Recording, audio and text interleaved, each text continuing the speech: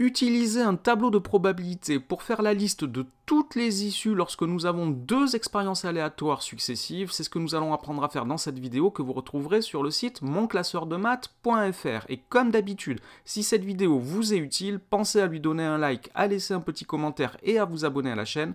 Ça aide au référencement de la vidéo et moi, ça m'encourage à en faire encore plus.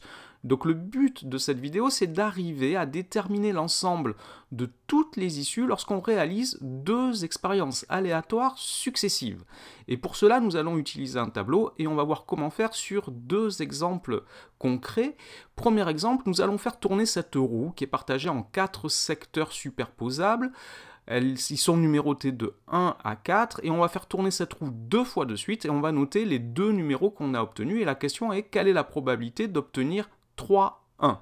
Donc obtenir 3, 1, c'est un événement et il faut bien comprendre que nous avons ici deux expériences aléatoires qui sont successives, c'est-à-dire qu'il y a la première fois où on fait tourner la roue et la deuxième fois où on fait tourner la roue.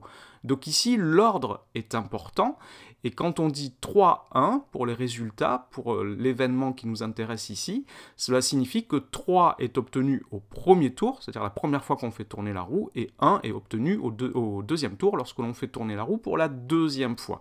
Et on peut remarquer ici, je l'ai dit, les secteurs de la roue sont superposables, c'est-à-dire qu'il y a la même probabilité d'obtenir chacun des 4 numéros. Alors on va utiliser un tableau qui va ressembler à ceci. Nous allons avoir une première colonne, donc la colonne de gauche, qui va correspondre aux issues possibles de la première expérience aléatoire, c'est-à-dire quand je vais faire tourner la roue la première fois, les résultats possibles sont 1, 2, 3, 4. Et la première ligne va correspondre aux issues possibles du deuxième tour, c'est-à-dire la deuxième fois que je fais tourner la roue, et il s'agit là aussi de 1, 2, 3, 4, puisque c'est la même expérience que je répète deux fois. On verra ensuite un exemple où c'est deux expériences différentes que l'on fait successivement. Et ensuite, je vais pouvoir remplir ce tableau. Donc si au premier tour j'ai obtenu un 1 et au deuxième tour aussi, j'ai obtenu un 1. Donc je vais pouvoir mettre dans mon tableau ici le résultat 1, 1. Si j'ai obtenu un 1 au premier tour et un 2 au deuxième tour, ça me fait 1, 2. Si j'obtiens au premier tour le 1 et au deuxième tour le 3, ça fait 1, 3. Et si j'ai 1 au premier tour et 4 au deuxième tour, ça me fait 1, 4. Et je peux remplir ainsi tout mon tableau. Si j'ai un 2 au premier tour, je peux avoir un 1 au deuxième tour, un 2 au deuxième tour, un 3 au troisième tour et un 4 au deuxième tour. Si j'obtiens un 3 au premier tour, je peux obtenir 1 au deuxième tour, puis 2, puis 3, puis 4, et je remplis ainsi les 4 lignes de mon tableau. Et je peux voir, en regardant ce tableau, que j'ai bien toutes les issues possibles, tous les résultats possibles lorsque j'ai fait tourner la roue 2 fois successivement. Je peux compter et voir qu'il y en a 16, et celle qui nous intéresse d'issue 3, 1 n'apparaît qu'une seule fois. On peut donc dire qu'il y a une issue sur les 16 qui réalise l'événement obtenir 3, 1, et donc la probabilité de cet événement est 1 16e. Alors on va travailler sur un deuxième exemple maintenant.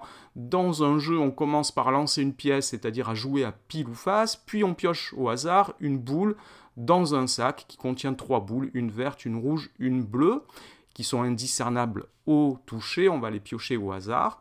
Et le but est de trouver toutes les issues, de les lister dans un tableau et d'en déduire la probabilité d'obtenir d'abord face, puis de piocher une boule bleue. Donc on va faire un tableau de la même façon. Cette fois, la première expérience, c'est le lancer de la pièce. Les issues possibles sont pile et face.